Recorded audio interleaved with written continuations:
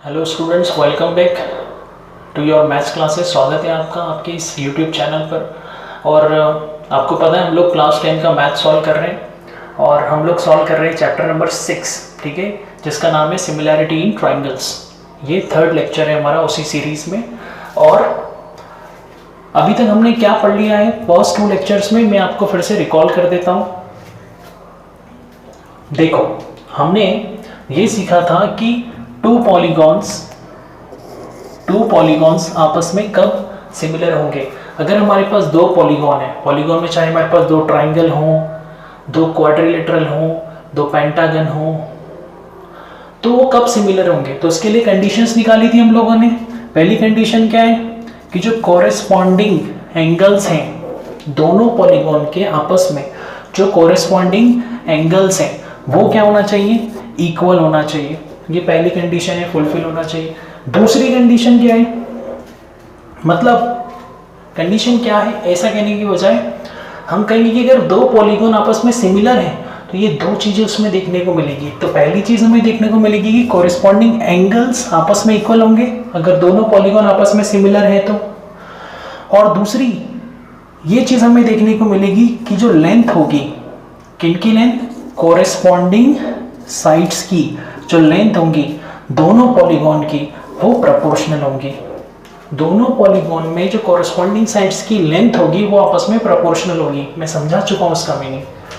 अगर आपने पहले 2 लेक्चर नहीं देखे हैं तो I request you to first go through those previous 2 lectures, then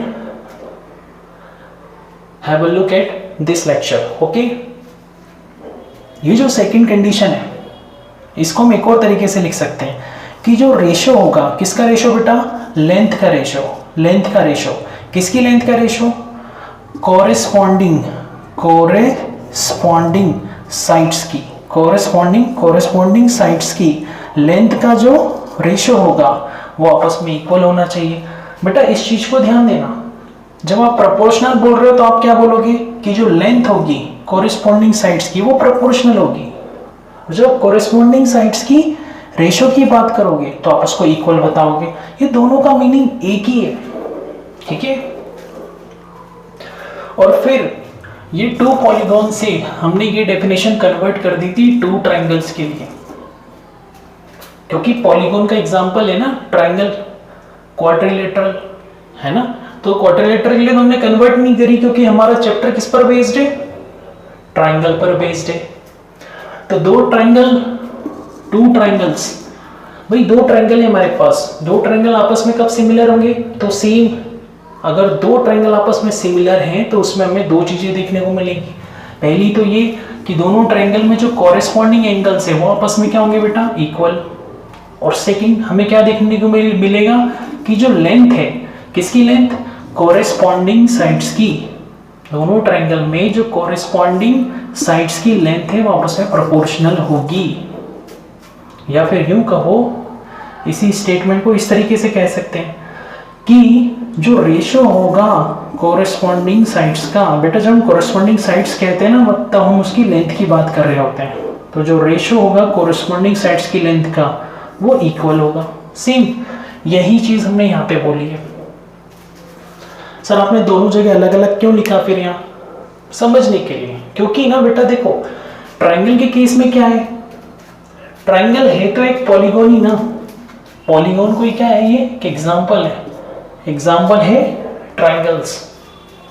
तो बेटा ट्रायंगल्स एक ही ऐसा स्पेशल पॉलीगॉन है, ठीक है। जब हम 2 ट्रायंगल लेते हैं ना, और जब मान लो दोनों ट्रायंगल आपस में सिमिलर हैं, ठीक है, तो ट्रायंगल के केस में बेटा ऐसा है कि अगर आप 2 ट्रायंगल लेते हो और आप चेक कर रहे हो ये दोनों कंडीशन, और मान लो चेक करते समय पहली कंडीशन होल्ड हो गई, ट्रू आ गई, वैलिड हो गई उसमें, तो याद रखना ये ऑटोमेटिकली ट्रू आएगी, सेकंड वाली ऑटोमेटिकली ट्रू आएगी। ये केवल ट्रायंगल में ही है। या अगर आप 2 ट्रायंगल लेते हो और उसमें मान लो ये वाली कंडीशन आपने देखा, पहले ये चेक करी और ये ट्रू आ गई, वैलिड आ गई, होल्ड हो गई, तो याद रखना ये सेकंड कंडीशन ऑटोमेटिकली ट्रू रहेगी, चेक करने की फिर जरूरत नहीं है। लेकिन ये केवल ट्रायंगल के केस में। लेकिन अगर आप दूसरे पॉलीगॉन लो, जैसे क्वाड्रिलेटरल लेते हो, पेंटागन लेते हो, मान लो हमने 2 क्वाड्रिलेटरल लिए, और उसमें आपने पहली कंडीशन चेक करी, पहली कंडीशन कि कॉरेस्पॉन्डिंग एंगल्स क्या है, इक्वल, और मान लो ये ट्रू आ गई, तो फिर आपको ये दूसरी वाली भी चेक करना है कि जो कॉरेस्पॉन्डिंग साइड्स हैं वो प्रोपोर्शनल है या नहीं। आपको इसको भी चेक करना पड़ेगी, जरूरी नहीं है कि ये भी ऑटोमेटिकली ट्रू आ जाए। ट्राइंगल के केस में ऐसा होता है, अगर एक आइदर ऑफ दी वन अगर ट्रू आ गई तो सेकंड वाली ऑटोमेटिकली ट्रू हो जाएगी। लेकिन ट्राइंगल के अलावा जितने भी पॉलीगॉन है, क्वाड्रिलेटरल, पेंटागन, हेक्सागन, तो दो क्वाड्रिलेटरल लो, दो पेंटागन लो, दो हेक्सागोन लो, उसमें आपको दोनों ही कंडीशन क्या करनी पड़ेगी, चेक करना पड़ेगी। ठीक है, एक के ट्रू आ जाने से दूसरी ऑटोमेटिकली ट्रू नहीं होगी। दूसरे पॉलीगॉन में, ट्राइंगल को छोड़कर दूसरे पॉलीगॉन में, ट्राइंगल में क्या होता है, ऐसा होता है। ठीक है, अब हम क्या करेंगे, अब मैं आपको बेटा ये हम रफ करते हैं और हम लोग अब एग्जांपल्स देखते हैं। ठीक है, कि ये जो हमने पढ़ा है ये कैसे काम करता है। ओके, तो बेटा अभी हमने जो डेफिनेशन देखी उसमें वर्क करते हैं। देखो ये क्वाड्रिलेटरल है, ये भी एक क्वाड्रिलेटरल है। बेटा ध्यान से देखना, ये जो वर्टेक्स ए है ये क्या है, वर्टेक्स ए, और ये क्या है, वर्टेक्स पी। देखो जो एंगल ए है, एंगल ए कितना है बेटा, 105 डिग्री, और बेटा ये एंगल पी कितना है, ये भी 105 डिग्री है। इसका मतलब कि एंगल ए भी 105 डिग्री, एंगल पी भी कितना है, 105 डिग्री, मतलब एंगल ए और एंगल पी बराबर है ना बेटा। देखो ये दोनों क्वाड्रिलेटरल है, हमें ये चेक करना है कि क्या ये दोनों क्वाड्रिलेटरल आपस में सिमिलर हैं। तो भाई क्वाड्रिलेटरल मतलब क्या, पॉलीगॉन, और टू पॉलीगॉन आपस में कब सिमिलर होते हैं, जब उनके कॉरेस्पॉन्डिंग एंगल्स क्या हो, बराबर हो। जब उनके कॉरेस्पॉन्डिंग एंगल्स बराबर हो तो हम चेक करते हैं। देखो ये एंगल ए और ये एंगल पी बराबर है, ये एंगल बी, इसकी वैल्यू कितनी है, 100 डिग्री, एंगल क्यू की वैल्यू भी कितनी है, 100 डिग्री, तो एंगल बी और एंगल क्यू क्या है बेटा, बराबर है। ठीक है, एंगल सी कितना है, 70 डिग्री, एंगल आर भी कितना है, 70 डिग्री, मतलब एंगल सी और एंगल आर भी बराबर है। एंगल डी कितना है, 85 डिग्री, और एंगल एस कितना है, ये भी 85 डिग्री, तो ये दोनों भी बराबर है। यार मतलब इस क्वाड्रिलेटरल में 4 एंगल होते हैं, इस क्वाड्रिलेटरल के भी 4 एंगल, तो इस क्वाड्रिलेटरल के 4 एंगल इस क्वाड्रिलेटरल के चारों एंगल के बराबर है। तो भाई कॉरेस्पॉन्डिंग एंगल तो बराबर हो गए, तो पहली कंडीशन तो सेटिस्फाई हो गई कि भाई कॉरेस्पॉन्डिंग एंगल बराबर होना चाहिए। तो ठीक है भाई, ये चीज तो ठीक है, कॉरेस्पॉन्डिंग एंगल्स बराबर हो गए। लेकिन याद रखो मैंने क्या कहा था, सेकंड कंडीशन भी चेक करना पड़ेगी। केवल ट्राइंगल में ही ऐसा होता है कि अगर एक कंडीशन सेटिस्फाई हो गई तो दूसरी ऑटोमेटिकली सेटिस्फाई हो जाती है। लेकिन ट्राइंगल के अलावा क्वाड्रिलेटरल, पेंटागन, जो दूसरे पॉलीगॉन है उसमें दूसरी कंडीशन भी चेक करना पड़ती है। तो दूसरी कंडीशन क्या है कि कॉरेस्पॉन्डिंग साइड्स की लेंथ क्या होना चाहिए, प्रोपोर्शनल। अब भाई वो डेफिनेशन आप लोगों ने लिख के रखी ना कॉपी में, उसमें देखो सेकंड कंडीशन क्या है, दो पॉलीगॉन आपस में कब सिमिलर होते हैं, जब जो लेंथ है, लेंथ किसकी लेंथ, कॉरेस्पॉन्डिंग साइड्स की लेंथ क्या हो, प्रोपोर्शनल हो। तो कैसे चेक करेंगे, तो भाई आपको टेबल आना चाहिए। अगर आपको पहाड़े आते हैं ना टेबल, तो बड़ी आसानी से पता चल जाएगा। पहले तो एक चीज देखो, एक वर्ड समझो जिसको हम कहते हैं कॉरेस्पॉन्डिंग वर्टेक्स, कॉरेस्पॉन्डिंग वर्टेक्स। ठीक है, इसको आप सीधे सीधे कॉरेस्पॉन्डिंग एंगल के माध्यम से समझ सकते हो। एक चीज समझना बेटा, कॉरेस्पॉन्डिंग वर्टेक्स, ठीक है, या फिर कॉरेस्पॉन्डिंग एंगल्स। जैसे देखो ये एंगल ए एंगल पी के बराबर है, भाई एंगल ए 105 डिग्री है, एंगल पी भी 105 डिग्री है, एंगल ए और एंगल पी बराबर है, कॉरेस्पॉन्डिंग एंगल्स। और यही ए एक वर्टेक्स भी है और यही पी एक वर्टेक्स भी है क्वाड्रिलेटरल का, तो ये कॉरेस्पॉन्डिंग वर्टेक्स है। समझ रहे हो, एंगल बी और एंगल क्यू, एंगल बी और एंगल क्यू आपस में बराबर है, ये कॉरेस्पॉन्डिंग वर्टेक्स कहलाएंगे। एंगल सी और एंगल आर आपस में बराबर है 70 डिग्री 70 डिग्री। तो ये जो वर्टेक्स सी है और ये जो वर्टेक्स आर है ये कॉरेस्पॉन्डिंग वर्टेक्स है। सिमिलरली डी और एस आपस में क्या है, कॉरेस्पॉन्डिंग वर्टेक्स है। तो आप कॉरेस्पॉन्डिंग एंगल से इसको समझ सकते हो कि कॉरेस्पॉन्डिंग वर्टेक्स कौन से होंगे, एंगल से आपको समझ में आ जाएंगे। ठीक है, अब हम लोग सेकंड कंडीशन चेक करते हैं। ठीक है, पहली कंडीशन क्या थी भाई, पहली कंडीशन थी कॉरेस्पॉन्डिंग एंगल्स बराबर होना चाहिए, है ना। अब चेक करते हैं कि क्या length of corresponding sides proportional है। तो टेबल आना चाहिए भाई। देखो ध्यान से, ये कितना है 1.5 सेंटीमीटर, ये कितना है 3 सेंटीमीटर। कितने टाइम्स हो रहा है 2 टाइम्स, क्योंकि 1.5 मल्टीप्लाई बाई 2 क्या होता है 3, है ना। तो फिर यहाँ ध्यान से देखो 2.5 इंटू 2 करोगे तो 5 आना चाहिए। तो बिल्कुल आ रहा है, बिल्कुल आ रहा है। 2.4 को 2 टाइम्स करो तो बिल्कुल 4.8 आएगा। 2.1 का डबल करो तो 4.2 आएगा। तो भाई बिल्कुल सही, कॉरेस्पॉन्डिंग साइड्स प्रोपोर्शनल है ना, सेम वे में प्रोपोर्शनल होना चाहिए। भाई सब में इंटू 2 हो रहा है ना। 1.5 2 जा 3, 2.5 2 जा 5, 2.4 2 जा 4.8, 2.1 2 जा 4.2, है ना। मतलब इस वाली ये जो है AB, इसके कॉरेस्पॉन्डिंग साइड कौन है PQ, प्रोपोर्शनल है क्या, हाँ भैया डबल हो रही है। ये जो साइड है BC, इसका डबल करने पर ये आ रहा है ना QR, है ना। इंटू 2 करने पर, ट्वाइस करने पर, डबल करने पर, सब जगह 2 ट्वाइस हो रहा है, सब जगह डबल हो रहा है, सब जगह मल्टीप्लाई बाय 2 हो रहा है। ये जो साइड है CD कितनी है 2.4, इसका डबल करने पर 4.8 आ रहा है, यानी RS। ठीक है, और ये 2.1 है कौन सी AD, और ये PS कितनी 4.2। तो 2.1 का डबल, 2.1 का डबल क्या होता है 4.2, है ना। 15 2 जा 30, 25 2 जा 50, 24 2 जा 48, 21 2 जा 42, सब जगह 2 जा हो रहा है, ट्वाइस हो रहा है, डबल हो रहा है, 2 गुना हो रहा है, 2 टाइम्स हो रहा है। तो प्रोपोर्शनल है, यहाँ कॉरेस्पॉन्डिंग साइड्स प्रोपोर्शनल हैं, है ना, बिल्कुल है।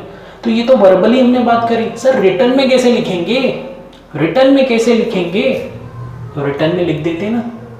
ठीक है, कैसे लिखेंगे, देखो AB, इसका AB की कॉरेस्पॉन्डिंग साइड कौन है PQ, तो इनका रेशियो लिखो। ठीक है, कितना आ रहा है इनका रेशियो 1.5/3, 1.5/3 कैंसिल करोगे तो क्या आ जाएगा 1/2। ठीक है, अगला BC की कॉरेस्पॉन्डिंग साइड कौन है QR, ये इनका रेशियो। BC कितना है 2.5, QR कितना है 5, कैंसिल करो क्या आ जाएगा 1/2, क्योंकि इसका डबल है। अगला कौन सी है कॉरेस्पॉन्डिंग साइड, CD की कॉरेस्पॉन्डिंग साइड RS, CD की कॉरेस्पॉन्डिंग साइड RS। CD कितना है 2.4, RS कितना है, RS है 4.8, सीधे डबल हो रहा है 1 2 जा तो 1/2। अगला क्या है DA, कितनी है 2, DA को लिख दो AD। अगली कॉरेस्पॉन्डिंग साइड क्या है AD की कॉरेस्पॉन्डिंग साइड क्या है PS। AD कितनी है 2.1 लिख दो, PS कितनी है, PS है कितनी 4.2, सीधे डबल हो रहा है 1/2। तो ध्यान से देखो क्या आ गया, सब जगह 1/2 1/2 1/2 1/2, तो बराबर हो गए ना। ये रेशो बराबर आ गए। ये क्या आ गए बेटा, रेशो बराबर आ गए। किसके रेशो है ये दोनों AB PQ आपस में कॉरेस्पॉन्डिंग साइड्स है। ये कॉरेस्पॉन्डिंग साइड्स है, ये कॉरेस्पॉन्डिंग साइड्स है, ये कॉरेस्पॉन्डिंग साइड्स है। तो कॉरेस्पॉन्डिंग साइड्स की लेंथ का रेशो इक्वल आना चाहिए। देखो आ गया। तो अब हम कहेंगे हाँ कि भाई कॉरेस्पॉन्डिंग एंगल भी बराबर आ रहे हैं दोनों क्वाड्रिलेटरल के, और दोनों क्वाड्रिलेटरल में जो रेशो है कॉरेस्पॉन्डिंग साइड्स की लेंथ का रेशो भी बराबर आ रहा है। तो यस, दोनों क्वाड्रिलेटरल सिमिलर है, तो ये साइन लगा सकते हैं सिमिलरिटी का। ठीक है, ये दोनों क्वाड्रिलेटरल क्या है, सिमिलर है। ओके, नेक्स्ट एग्जांपल करते हैं। नेक्स्ट एग्जांपल देखते हैं हम लोग बच्चों। फिर से हमारे पास एक ये क्वाड्रिलेटरल है और एक ये क्वाड्रिलेटरल है। भैया फिर से पॉलीगॉन है ना, पॉलीगॉन में भी क्या है हमारे पास, क्वाड्रिलेटरल है। नाउ भाई क्वाड्रिलेटरल के लिए तो हमको दोनों कंडीशन चेक करना पड़ेगी। हमें ये चेक करना है कि ये दोनों क्वाड्रिलेटरल आपस में सिमिलर है या नहीं। तो पहला तो हमें ये देखना पड़ेगा कि क्या कॉरेस्पॉन्डिंग एंगल्स आपस में इक्वल है, और दूसरा हमें ये देखना पड़ेगा कि क्या कॉरेस्पॉन्डिंग साइड्स के रेशो आपस में इक्वल है। अब मैं जो दूसरी कंडीशन है ना बेटा, अब हम इसको रेशो के रूप में ही बात करेंगे, अब वो प्रोपोर्शनल के रूप में बात नहीं करेंगे, है ना। अब हम फिक्स कर लेते हैं। हम क्या बोलेंगे भाई, पहली कंडीशन तो हमारी फिक्स है कि कॉरेस्पॉन्डिंग एंगल्स दोनों ट्राइंगल में या दोनों क्वाड्रिलेटरल में क्या होना चाहिए, जो भी हमें दिया कॉरेस्पॉन्डिंग एंगल्स बराबर होना चाहिए। और दूसरा, कॉरेस्पॉन्डिंग साइड्स की लेंथ का रेशो इक्वल होना चाहिए। ठीक है, the ratio of the length of corresponding sides are equal, should be equal. तो देखो ये क्या है बच्चों, भाई ये भी 3 सेंटीमीटर, ये भी 3 सेंटीमीटर, ये भी 3 सेंटीमीटर, ये भी 3 सेंटीमीटर। इसका मतलब ये तो स्क्वायर है भाई, इसकी चारों साइडें, चारों साइडों की लेंथ क्या है, इक्वल। और इसके ये 4 एंगल क्या है बेटा, 90 डिग्री के हैं। ये एंगल 90, ये एंगल भी 90, ये एंगल भी 90। ठीक है, और भाई इसमें देखो ये 3 और ये 3, ये 3.5 सेंटीमीटर, ये 3.5 सेंटीमीटर, है ना। इसके ये 4 एंगल्स क्या हैं, 90 डिग्री के। भाई इसके भी चारों एंगल 90 डिग्री के,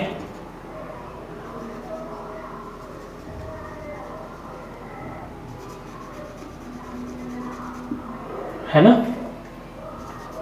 90 degree, 90 degree, 90 degree, 90 degree, 90 degree, 90 degree, 90 degree, 90 degree. बेटा ये हम लोग मन से नहीं ले रहे हैं, ठीक है। उसने क्वेश्चन में बोल रखा है कि ये स्क्वायर है और ये रेक्टेंगल है, ठीक है।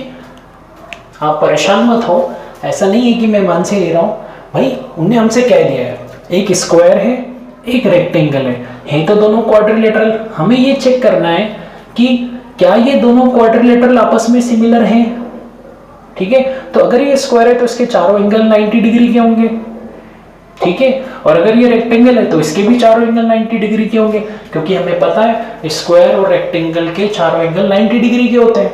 अब भाई फर्स्ट कंडीशन क्या है सिमिलरिटी की, फर्स्ट कंडीशन कि कॉरेस्पॉन्डिंग एंगल्स बराबर होना चाहिए। तो भाई इसके चारों एंगल, इस स्क्वायर के चारों एंगल इस रेक्टेंगल के चारों एंगल के बराबर है। तो भाई पहली कंडीशन तो फुलफिल हो गई कि यस कॉरेस्पॉन्डिंग एंगल्स आपस में इक्वल हैं, ठीक है। अब सेकंड कंडीशन चेक करते हैं। देखो याद करो मैंने बताया था ट्रायंगल को छोड़कर बाकी सारे पॉलीगॉन में हमें दो पॉलीगॉन में सिमिलरिटी है या नहीं देखने के लिए दोनों ही कंडीशन को चेक करना पड़ता है ना। तो सेकंड कंडीशन क्या है कि ratio of corresponding sides, the ratio of lengths of corresponding sides are equal.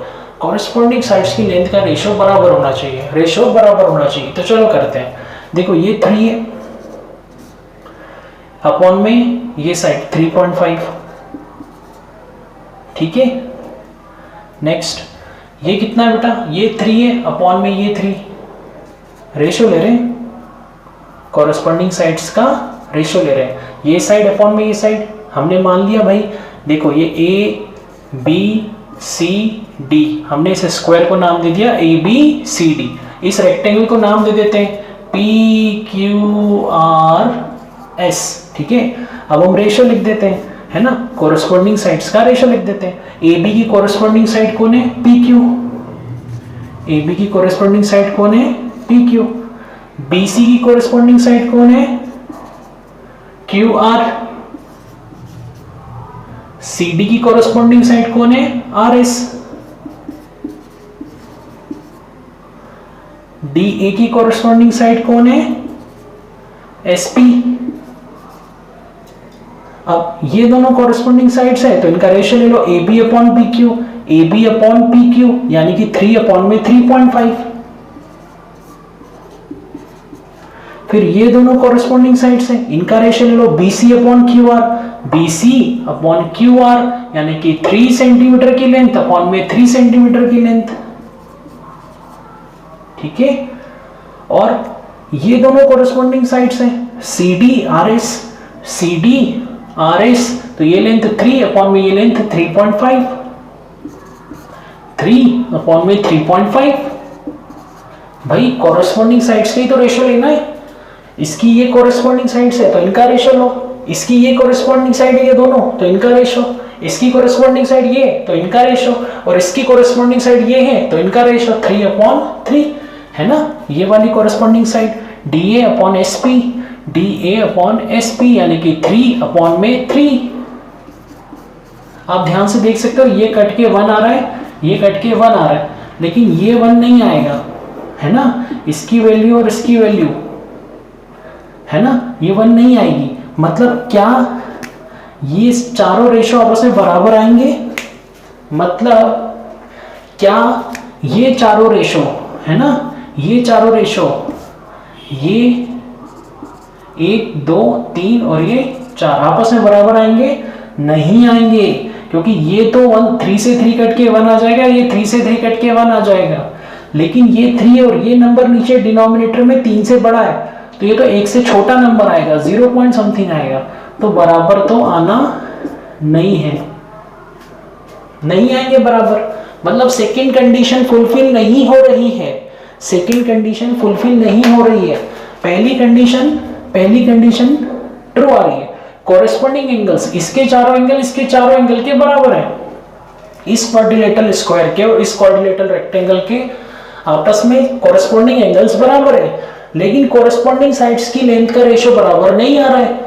इसका मतलब ये दोनों क्वाड्रिलेटरल आपस में सिमिलर नहीं है। और हम यही तो पहले मैंने समझाया था कि ट्राइंगल को छोड़कर बाकी सब में दोनों ही कंडीशन चेक करना पड़ती है सारे पॉलीगॉन में, लेकिन ट्राइंगल स्पेशल पॉलीगॉन है। ट्राइंगल के केस में अगर एक कंडीशन आइदर वन, पहली या दूसरी, पहली कंडीशन क्या है, कॉरेस्पॉन्डिंग एंगल्स बराबर होना चाहिए। सेकंड कंडीशन क्या है, the ratio of length of corresponding side should be equal. अगर कोई सी भी एक फुलफिल हो जाती है तो सेकंड ऑटोमेटिकली फुलफिल हो जाती है, ट्रू आ जाती है। लेकिन क्वाड्रिलेटरल के केस में ऐसा नहीं है, दूसरे पॉलीगॉन के केस में ऐसा नहीं है। आई बात समझ में? अब हम लोग एक्सरसाइज 6.1 स्टार्ट करते हैं। बेटा अभी तक हमने जो भी पढ़ा है ना उसको हम और आगे अप्लाई करेंगे 6.2 एक्सरसाइज में। पहले 6.1 एक्सरसाइज करते हैं। देखो फर्स्ट क्वेश्चन क्या है, फिल इन द ब्लैंक्स। पहला क्वेश्चन है ऑल सर्कल्स आर। अब यहाँ पे आंसर क्या आएगा, कॉन्ग्रुएंट या सिमिलर। ऑल सर्कल्स आर, सारे की सारे सर्कल कैसे होते हैं, कॉन्ग्रुएंट होते हैं या सिमिलर होते हैं। कौन सा ऑप्शन सही है? सोचो, मैं आपको 2 सवाल पूछता हूं। मैंने आपसे कहा कि 100 सर्कल है, 100 सर्कल है भाई, ठीक है, 100 बच्चे हैं हमारी क्लास में और हर बच्चे के हाथ में कितने, एक सर्कल सारे बच्चों के हाथ में, तो हो गए ना 100 बच्चों के पास 100 सर्कल है ना, सबके पास एक सर्कल है। और मैंने कहा सारे बच्चों के पास सर्कल जो है ना वो सेम रेडियस के, ठीक है। अब आप लोग मुझे बताओ कि सारे बच्चों के पास जो सारे सर्कल है इकट्ठा होकर क्या वो कॉन्ग्रुएंट है, क्या वो सिमिलर है? तो आप लोग क्या कहोगे कि सर कॉन्ग्रुएंट है। मैंने पूछा क्यों, तो आप लोग कहोगे एक तो सर हम सबके पास सर्कल है, मतलब हम सबके पास एक जैसा शेप है, सेम शेप है, और दूसरा सर हम सबकी रेडियस भी सेम है, मतलब हम सबकी रेडियस, सर्कल की रेडियस भी सेम है, मतलब हमारे सबके सर्कल का साइज भी सेम है, सेम शेप है सर्कुलर, सेम साइज है क्योंकि रेडियस सेम है। रेडियस सेम होने का मतलब है किसी का भी सर्कल ना तो छोटा है ना ही किसी का भी सर्कल बड़ा है, सबका सर्कल सेम साइज का है। तो आप क्या बोलोगे, आंसर क्या आएगा, कॉन्ग्रुएंट है। लेकिन इस सवाल को समझो, ये सवाल कह रहा है ऑल सर्कल्स, सारे सर्कल कॉन्ग्रुएंट है। अब यार इस सर्कल में, ये जो सारे सर्कल बोल रहा है, इसमें कुछ सर्कल छोटी रेडियस के होंगे, कुछ सर्कल क्या होंगे, छोटी रेडियस के होंगे, और कुछ सर्कल क्या होंगे बेटा, बड़ी रेडियस के होंगे। ये सारे सर्कल की जो बात कर रहा है ना, इसमें कुछ सर्कल छोटे भी होंगे, कुछ बड़े भी होंगे, है ना। तो भाई सारे सर्कल कॉन्ग्रुएंट तो हो नहीं सकते, है ना। तो सारे सर्कल क्या होंगे, सिमिलर। करेक्ट आंसर क्या आएगा, सिमिलर। ठीक है, क्योंकि two circles are always similar. याद करो, हमने थ्योरी पढ़ी थी, two circles are always similar. दो सर्कल, ठीक है, हमेशा सिमिलर होते हैं। और ये स्टेटमेंट ऐसा भी बोल सकते हो कि ऑल सर्कल्स आर सिमिलर, चाहे छोटे सर्कल हो छोटी रेडियस वाले, चाहे बड़े सर्कल हो बड़ी रेडियस वाले, हमेशा सिमिलर होंगे। क्यों, क्योंकि सिमिलरिटी क्या कहती है, सेम शेप होना चाहिए। साइज में डिफर, साइज में अंतर अगर आता है तो भी सिमिलर होंगे, है ना। तो सारे सर्कल क्या होते हैं बेटा, सिमिलर। कॉन्ग्रुएंट आंसर नहीं आएगा। ठीक है, अगर ये बोलता all circles with same radius, all circles with same radius, तो हम बोलते हैं आंसर आएगा कॉन्ग्रुएंट, क्योंकि अगर सारे सर्कल सेम रेडियस वाले तो सब एक जैसे साइज के होंगे, तो आंसर कॉन्ग्रुएंट आता। अभी बोल रहा है ऑल सर्कल्स, और उसने कहीं पर भी मेंशन नहीं करा है कि रेडियस सेम है, तो हमको तो अनइक्वल रेडियसेस को भी कंसीडर करना पड़ेगा, इसलिए आंसर आएगा सिमिलर। ओके।